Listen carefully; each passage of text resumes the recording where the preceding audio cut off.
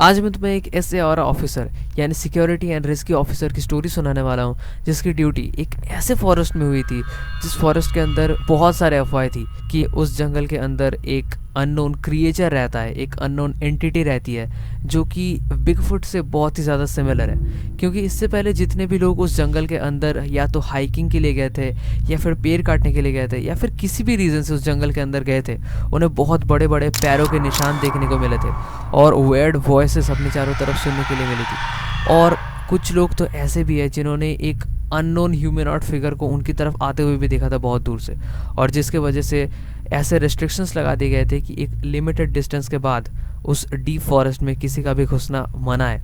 Even rescue officers को भी अकेले उस डीप फॉरेस्ट में जाना मना था जब तक ना इमरजेंसी सिचुएशन आ जाए तो। और इमरजेंसी सिचुएशन से मेरा मतलब है जैसे कि किसी ऐसे इंसान का खो जाना जो पूरे जंगल में अकेला हो और खुद को बचाने के लिए उसके पास एक बियर स्प्रे भी ना हो।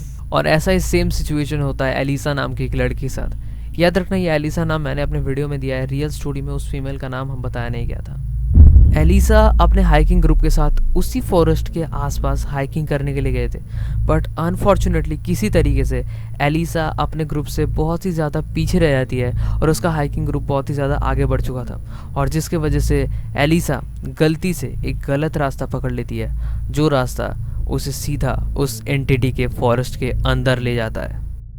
जब उसके हाइकिंग ग्रुप के मेंबर्स बहुत देर वेट करने के बाद भी एलिसा को नहीं देख पाते हैं, वो ज़्यादा देर नहीं करते हैं, वो जल्दी से जंगल के रेस्क्यू ऑफिसर्स को इसके बारे में बताते हैं। अब फॉरेस्ट ऑफिसर्स के पास जब ये न्यूज़ पहुंचती है कि ऐसी कोई सिचुएशन हुई है, वो ज़्यादा देर नहीं करते हैं, वो जल्दी से सर्च ऑपरेशन स्टार्ट करते हैं और एलिसा को ढूंढने के लिए फॉरेस्ट के अंदर चले जाते हैं। अब एलिसा को ढूंढते ढूंढते उन जंगलों में कई घंटे बीत चुके थे, अब शाम से रात होने वाली थी। अब नॉर्मली ऐसे घने जंगलों में सर्च ऑपरेशंस शाम तक ही चलते हैं, बट इस बार ऑफिसर्स के जो डॉग्स थे उन्हें एलिसा का सेंट मिल चुका था और वो बहुत देर से उस सेंट का पीछा भी कर रहे थे, और इसीलिए रात होने के बाद भी ऑफिसर्स ने उस सर्च ऑपरेशन को बंद नहीं किया, उसे कंटिन्यू किया। और कई घंटों तक ढूंढने के बाद एलिसा आखिरकार उन ऑफिसर्स को मिल भी गई, बट वो जिस हालत में मिली उसे सुनकर तुम भी शायद सोचोगे कि ऐसा हुआ कैसे। एलिसा जिंदा तो थी, पर उसने अपने बॉडी को एक सड़े हुए खोखले टहनी के अंदर किसी भी तरीके से छुपा रखा था। उसके पास उसका बैकपैक नहीं था,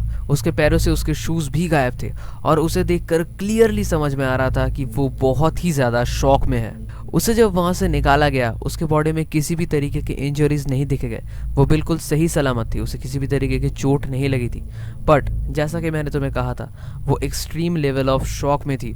उसे बचा लिया गया है या फिर वो सेफ है, उसकी खुशी उसके चेहरे पर ज़रा भी नहीं दिख रही थी। वो तब भी शॉक में थी और वो कुछ सोच रही थी। जब उस फॉरेस्ट ऑफिसर ने देखा कि एलिसा को किसी भी तरीके की चोट नहीं लगी है और वो आराम से चल सकती है, तो उन्होंने तय किया कि वो चलकर ही धीरे धीरे अपने बेस की तरफ आगे बढ़ेंगे। जब उस ऑफिसर्स की टीम और एलिसा जंगलों के बीच में से बेस की तरफ जा रहे होते हैं, वो एक चीज़ नोटिस करते हैं। एलिसा फ्रीक्वेंटली बार बार अपने पीछे देख रही होती है, मानो जैसे कोई उनका पीछा कर रहा हो। वो ऑफिसर्स रुकते हैं और एलिसा को पूछते हैं कि तुम डर क्यों रही हो और बार बार पीछे की तरफ क्या देख रही हो। और फिर एलिसा उल्टा उन ऑफिसर्स को पूछती है कि why that big man with black eyes was following us. वो बड़ा सा इंसान जिसके ब्लैक आईज हैं, वो हमारा पीछा क्यों कर रहा था। अब एलिसा की बात सुनने के बाद जब ऑफिसर्स पीछे की तरफ देखते हैं, उन्हें सिर्फ जंगल दिखाई देता है, उसमें कुछ भी अनयूजुअल कुछ भी नहीं था। उन ऑफिसर्स को लगता है कि it's just a symptom of hallucinations, क्योंकि वो बहुत ही ज़्यादा शॉक में थी तो उसे हेलुसिनेशंस आ सकते हैं, और इसीलिए वो ऑफिसर्स इस चीज़ को ज़्यादा सीरियसली नहीं लेते हैं और वो आगे बढ़ते हैं। अब वो लोग बेस की तरफ जितना आगे बढ़ रहे थे, एलिसा की हरकतें उतनी ही अजीब होती जा रही थी। एलिसा उन ऑफिसर्स को बार बार एक ही बात कही जा रही थी कि कोई अननोन एंटिटी उनका पीछा कर रहा है, जिसका एक बहुत ही वियर्ड फेस है, और एलिसा उससे बहुत ही ज़्यादा डर भी रही थी। इवन चलते चलते एक पॉइंट पर वो अचानक से रुक भी जाती है और पीछे की तरफ मुड़कर चिल्लाना शुरू करती है कि मेरा पीछा करना बंद करो, जिसे देखकर वो ऑफिसर्स भी डर जाते हैं कि किसी को इतना ज़्यादा वहम या फिर हेलुसिनेशन हो कैसे सकता है। और ऐसे ही एलिसा बार बार चलते चलते अचानक से रुक रही थी, पीछे की तरफ देख रही थी, उसके हाथ पांव कांप रहे थे, और जिसे देखकर रेस्क्यू ऑफिसर्स भी कहीं ना कहीं डर भी रहे थे कि आखिर हो क्या रहा है। और ऐसे ही करते करते जंगलों के बीच में एलिसा वापस रुक जाती है और वापस पीछे की तरफ चिल्लाती है कि इन लोगों को तुम कुछ भी नहीं करोगे, इन्होंने तुम्हारा कुछ भी नहीं बिगाड़ा है। और धीरे धीरे उन ऑफिसर्स को भी फिजिकली फील होना शुरू हो चुका था कि there is something weird about this forest, और इसीलिए वो जल्दी से जल्दी अपने बेस की तरफ लौटना चाह रहे थे। और तभी अचानक वो रुकते हैं क्योंकि उनके चारों तरफ जंगलों में से वेयर्ड किस्म के नॉइजेस आना शुरू हो चुके थे। और वो वेयर्ड किस्म के नॉइजेस सबको सुनाई दे रहे थे। Not only that, rescue officer या फिर एलिसा, हर कोई वो सुन रहा था और उसे सुनकर डर भी रहा था।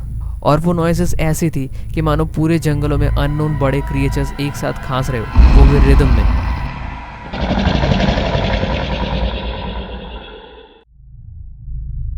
सुनने में बहुत अजीब लग रहा होगा, but it was happening and that noises were getting deeper and deeper.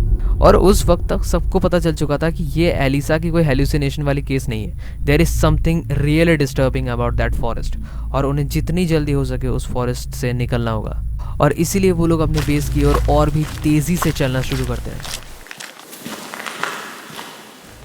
वो लोग चलते चलते लगभग तक अपने बेस तक पहुंच ही गए थे, और तभी चलते चलते अचानक से एलिसा रुक जाती है और उस फॉरेस्ट ऑफिसर की तरफ बहुत ही डरावने तरीके से, या फिर कह सकते हो वेड तरीके से देखना शुरू करती है। और फिर एलिसा अपना हाथ उस फॉरेस्ट ऑफिसर के कंधों पर रखती है।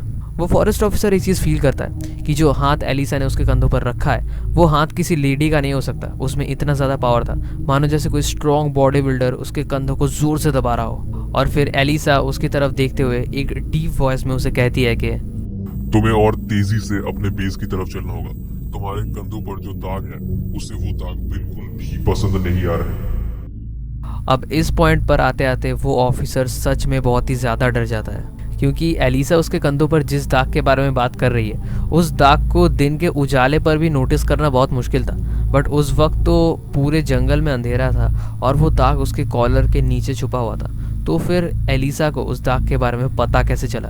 और तब उस फॉरेस्ट ऑफिसर को सच में लगता है कि there is an entity around them.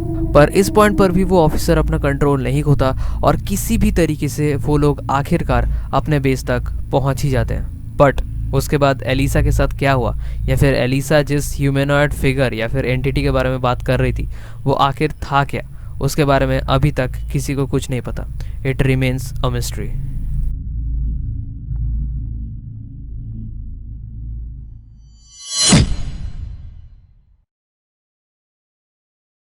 Video होती है यहीं पर ख़त्म। अगर तुम्हें ये वीडियो अच्छा लगा तो लाइक करो, कमेंट करो, और जो सबसे इम्पोर्टेंट है इस वीडियो को शेयर करो अपने दोस्तों के साथ जितना हो सके। मिलते हैं अगले वीडियो में। बाय।